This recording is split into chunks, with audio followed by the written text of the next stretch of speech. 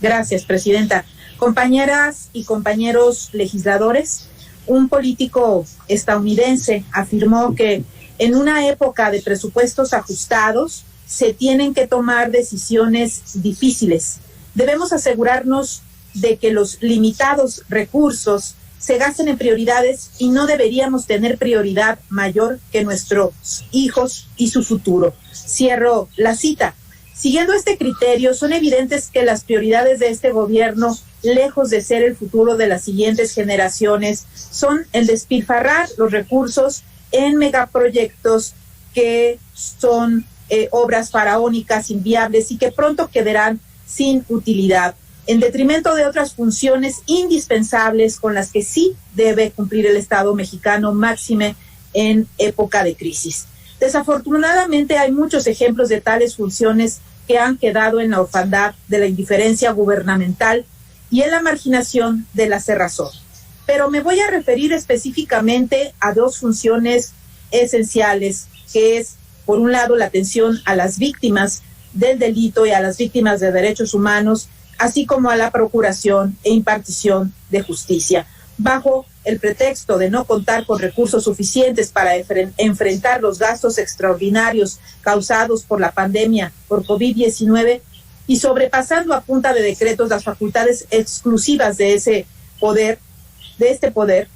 el gobierno federal ha secado los recursos de la Comisión Ejecutiva de Atención a Víctimas, llegando al extremo de que no se cuenta con los recursos suficientes para ni siquiera atender las cuestiones más esenciales y sufragar los gastos corrientes de esa institución. Ya no se diga para reparar el daño integral a las víctimas. Y no contentos con la inutilización de esta institución, las y los diputados de la mayoría han desaparecido el Fondo de Ayuda, Asistencia y Reparación Integral.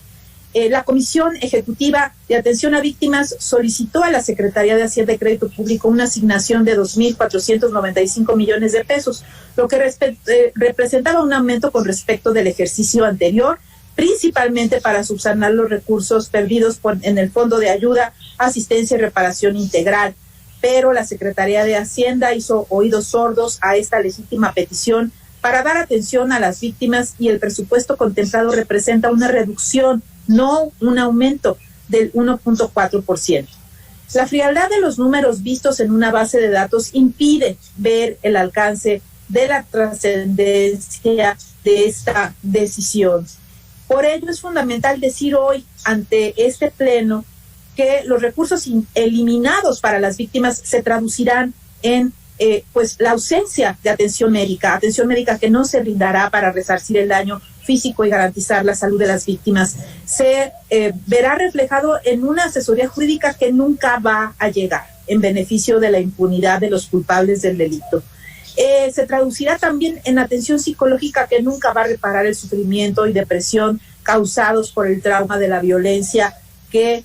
padecen las víctimas de los delitos. Y por si esto no fuera suficiente, el Registro Nacional de Víctimas presenta actualmente un rezago de más de 3,000 expedientes. Pero detrás de cada uno de estos expedientes hay una historia de desesperanza, de rabia, de resignación, de personas de carne y hueso que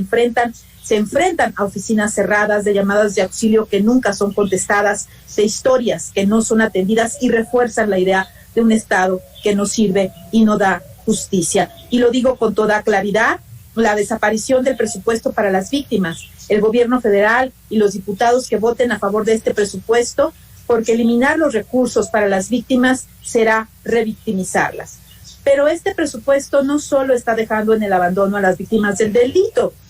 En medio de una de las crisis de impunidad y violencia más graves que ha vivido nuestro país, se plantea reducir recursos a las instituciones de procuración e impartición de justicia con un recorte de 1.130 millones de pesos al Poder Judicial de la Federación y más de 70 millones de pesos a la Fiscalía General de la República, así como la Comisión de Presupuesto y Cuenta Pública demuestra un completo desdén también por el trabajo legislativo de otras comisiones, pues en el caso concreto de la Comisión de Justicia, esta emitió una opinión favorable al incremento de recursos para las instituciones de procuración e impartición de justicia, haciendo énfasis en la necesidad de prever recursos para adaptar las condiciones institucionales que permitan garantizar acceso a la justicia, como las propias instituciones lo dijeron ante integrantes de la propia comisión. Por eso el dictamen que hoy está en discusión hace oídos sordos de la opinión emitida y sin justificación alguna retira los recursos solicitados por las propias dependencias. Por ello,